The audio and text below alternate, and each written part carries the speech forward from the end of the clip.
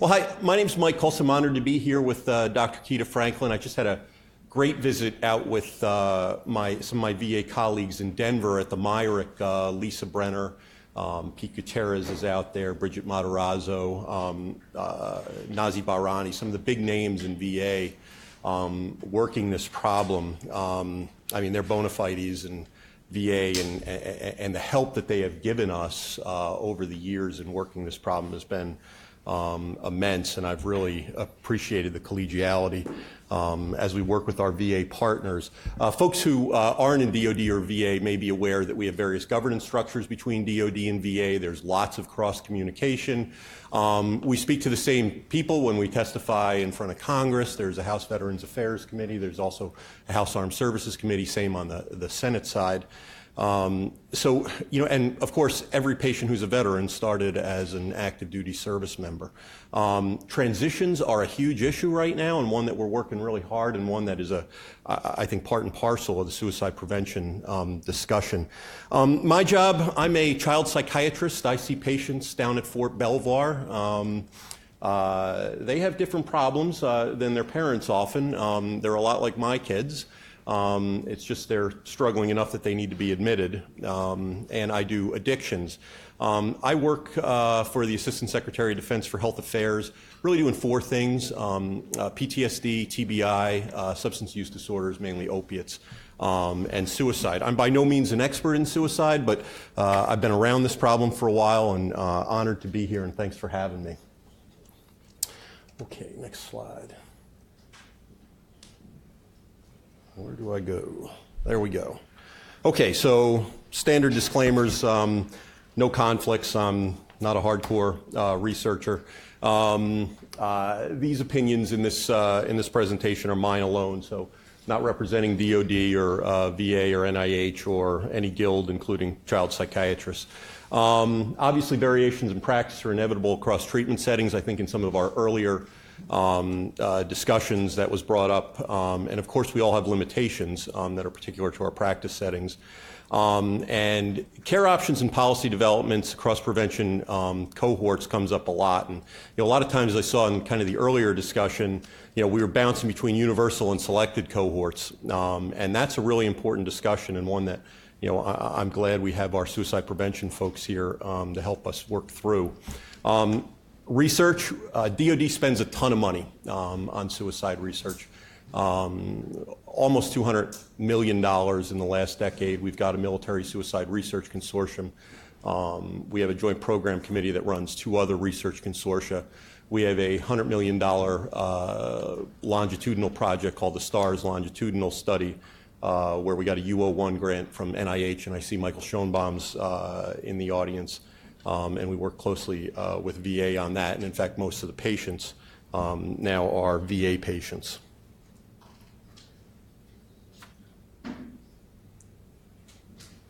Okay, here's the problem. Suicide's going up everywhere. I remember when I was starting as an intern at Walter Reed in 1999, and I just finished my internship in 1999. I started in 98. And we were just off of, I think, some successful work in community-based suicide prevention in the Air Force. We had a suicide rate of about 10 or 10.7 per 100,000. The developments in suicide prevention all seemed promising. We were coming up with randomized control trials that showed that there were interventions in a clinical population that seemed to work vis-a-vis suicidal ideation. And now we're 18 years later, and we have a suicide rate that has roughly doubled in DoD. So we went from about 10 to about 20. Suicide is the #1 killer of active duty service members right now. It is a huge public health problem, and one that, in all honesty, we have, despite a lot of resources and real passion, that we have failed to get on top of. Obviously, most folks end up being veterans. 25% increase over the period. Most of the folks in this room probably saw the CDC MMWR that came out, I think, in the early summer, that showed that the civilian rate went up 25% in the years between 99 and 16.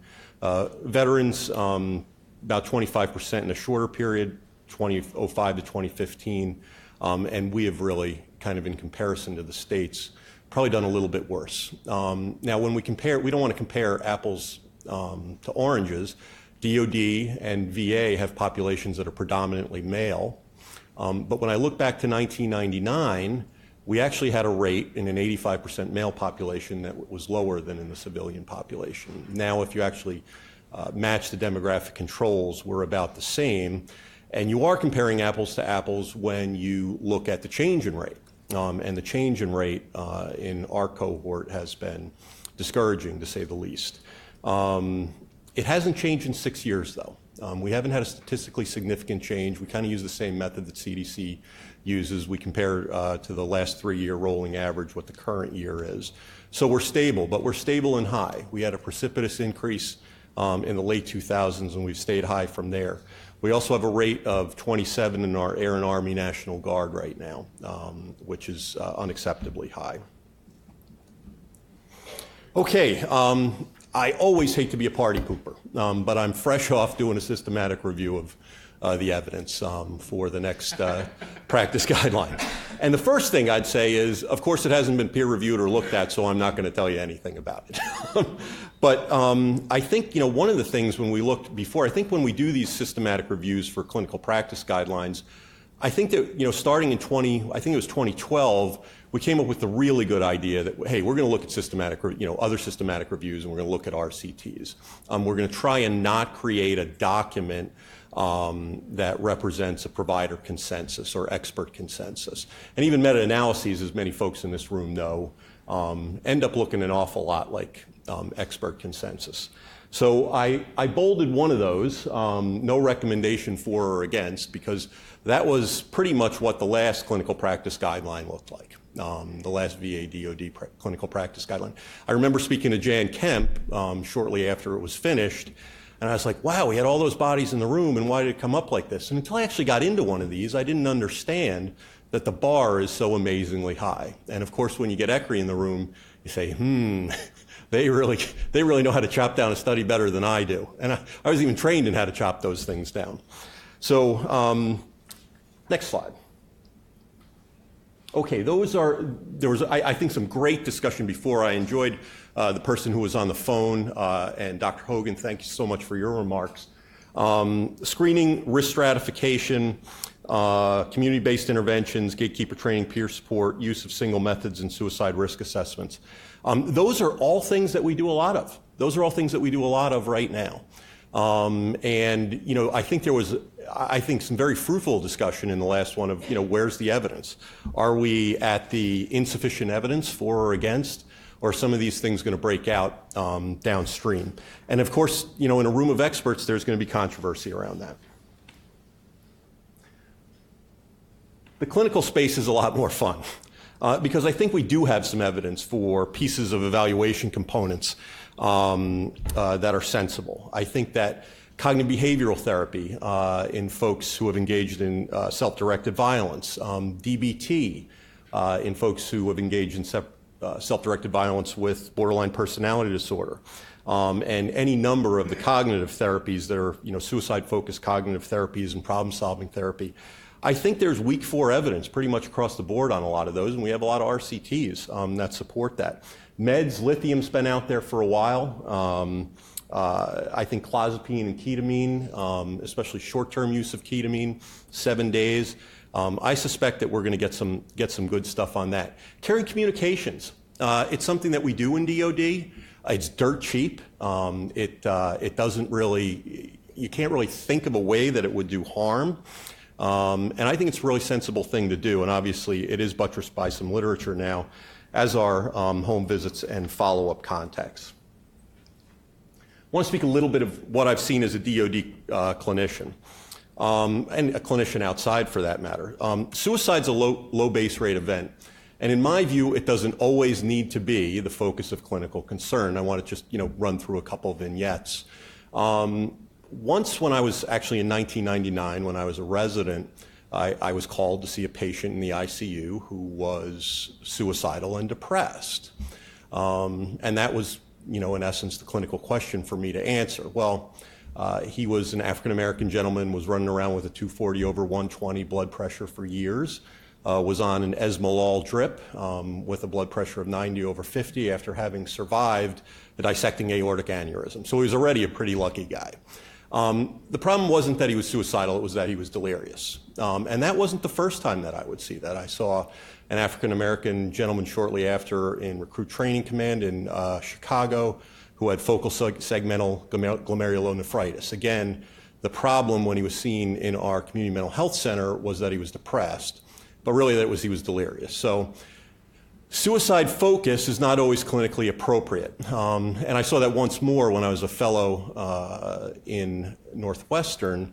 We had a 14-year-old girl from Evanston, from the north side of Chicago. Great social supports, just a wonderful life, but clearly had the prodrome of a borderline personality style. And we gave her a Columbia, which was the mandated screening instrument. There were no other mandated screening instruments. The Columbia alone was the mandated screening instrument in the ED before you arranged the disposition. And she, well, you know, had a pretty alarming score on it and a number of concerns. And then we got to disposition. And my feeling about disposition was the best place for her was DBT up at Northwestern in the Evanston campus. We were down in the city in Streeterville. And my attending's idea was, well, hey, that's just too dangerous of a disposition. So we admitted that person, a 14-year-old who could learn about various other means to engage in suicidal acts, who might learn about drug use, which she wasn't engaged in. I felt pretty strongly that we shouldn't have admitted her, but we did. So whenever we think of a screening instrument, especially an instrument that's used in isolation, I think we need to think of those concerns, bring those clinical concerns to our clinical prioritization. I think provider monitoring is really moving forward. I love the concept of, you know, looking at prescription monitoring programs that the states have done. And those are incredibly powerful tools. I just can't believe how much information I get when I practice addictions from looking at histories on state databases as opposed to the history that I get. I mean, I think they're wonderful. And I think that we have a wonderful setup in both DOD and VA with, you know, really great community providers. And I think we need to bring some of that capacity for provider monitoring into really across the board treatment. Opportunity costs with any rollouts. In EDs and primary care clinics, we need to think about what our focus is on suicide as opposed to some of the other issues. We can make emergency departments suicide prevention clinics. We truly can. I mean, I think we can, and I think there's some benefit, especially for some of the interventions that Craig Bryan and others have come up with. What I worry about is where are resources going? So are we going to miss a DVT? Are we going to miss a PE? Are we going to miss an MI? And I see that a number of emergency rooms have moved into having specific areas to address those things. And we've done that in a number of places in DOD. And actually, when I was just out in Denver, I saw that the VA hospital had done that. I think transitions are really important, especially between DOD and VA. So not only on the clinical side, but a number of people in mental health feel that the treatment is stigmatizing and want to get confidential care. They want to get care from a chaplain. They want to get care from the community. And we need to find a way to make sure that we get warm handoffs between not only the clinical space, but back and forth between community spaces and clinical spaces. And I saw that actually work in Chicago in a couple places, especially between schools where they had something called the CBITS program. They, in essence, just turned everybody from the universal population into the selected population. They said, we're going to make a guess and say that all of you have been traumatized and all of you have been neglected. Not a bad guess, at least based on some of the clinical things that I saw. And we're going to make CBT available to all of you. And I thought that was a really effective community-based intervention that they did out there. Okay, in DOD, on the mental health side, we don't do a ton of screening, but we do a ton of outcome measures. So when you come in to a mental health clinic or a primary care clinic with a behavioral health concern, you're going to get a PHQ-9, you're going to get a GAD-7, you're going to get a PCL-17, and you're going to get a abbreviated Columbia. And we're going to keep doing those on intervals. So I think there's a real focus on outcomes, and in the absence of good evidence for the utility of screening, I think that it's a really sensible thing. We do embed care into operational units in primary care clinics now.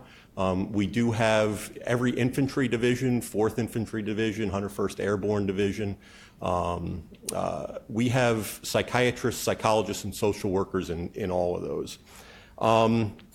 I think there's some promising developments. David Jobs recently did a study on CAMS, his suicide-focused CBT, which has been supported in a number of previous RCTs, where he looked at that intervention in a military population. And in a military setting, enhanced treatment as usual pushed down suicide the same way that CAMS did. So I have a sense that we're doing some of the right, or suicidality the same way CAMS did. So I have a sense we're doing some of the right things. And I always have to talk about the Lubin study, which to me was just the most beautiful study ever. A naturalistic epidemiological study in Israeli Defense Force adolescents. So adolescents in Israel means 18 to 22-year-olds. And the control group was the same as the intervention group. In essence, they took the weapons away from the kids on weekends. And the suicide rate stayed the same during the weekdays, and it went down on the weekends. It was a really, really powerful message about controlling access to guns. And as someone who was a line officer before, I don't have a sense that guns outside of a military setting make anybody more lethal, except to themselves. So I thought there was a lot to be done there. But Israel's a different country than us. Israel doesn't have easy access to weapons in its civilian population. You've got to register. You've got to prove that you know how to use it safely. You've got to prove that you know how to store it safely. You've got to store your ammo and your weapon in separate places. You've got to be open to inspections. You have to do all numbers of things. It isn't quite like Japan, which has about a 14-step storage program, but it's pretty good there. And one thing, when I get back to the rate, how DoD's rate has changed between 1999 and 2016, something that's also discouraging to me is America wasn't awash in weapons in 1999 the way it is in 2016. There are more weapons than people in the United States right now, and there wasn't a difference. And we have, in DoD, we have a pre-screened population. We have a population that we have ostensibly screened for mental health conditions prior to entry. So we have a lot to do. And I love the Lubin study. I talk about it with folks that are far senior to me all the time. But of course, there are constitutional protections around weapons ownership and a number of far bigger political issues that come up again and again. Okay, so just a couple concluding remarks. I don't think that we can address this problem, and this obviously came up in the last lecture also, in the clinical setting alone. And this is a community-based problem. This is a problem that we need to address in a universal setting. We have the means to succeed in DoD in community-based interventions, and let me give an example. Our opiate overdose death rate is 1/4 of the civilian rate. Our opiate use disorder rate is probably 1/10 of the civilian rate. I have a buprenorphine waiver. I know how to treat opiate use disorders, but I am not the least bit part of that solution. The solution is leadership, so we have zero tolerance around use.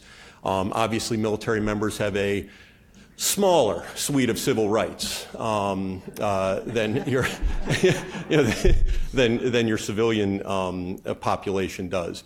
We have a real focus on pain control and really good use of a step care pain model. We have really good law enforcement. And then the thing is we really meet folks' affiliative needs. So one of the things when you're in the military, your folks know you, your leaders know you. So that helps us intervene early. Obviously, research proceeds apace. We have spent a ton of money on suicide in DoD, and it's hopefully we'll start to get some results. I mean, I truly thought 10 was high in 1999. I thought that was an unacceptably high rate in 1999 when I looked at, pre-screened population, easy access to medical care, pretty good socioeconomic status, caring setting. I never would have thought that it would go up to 20. Program evaluations and review of the evidence base. Review of the evidence base always gets people going, and it certainly did in the last, I think in the last discussion.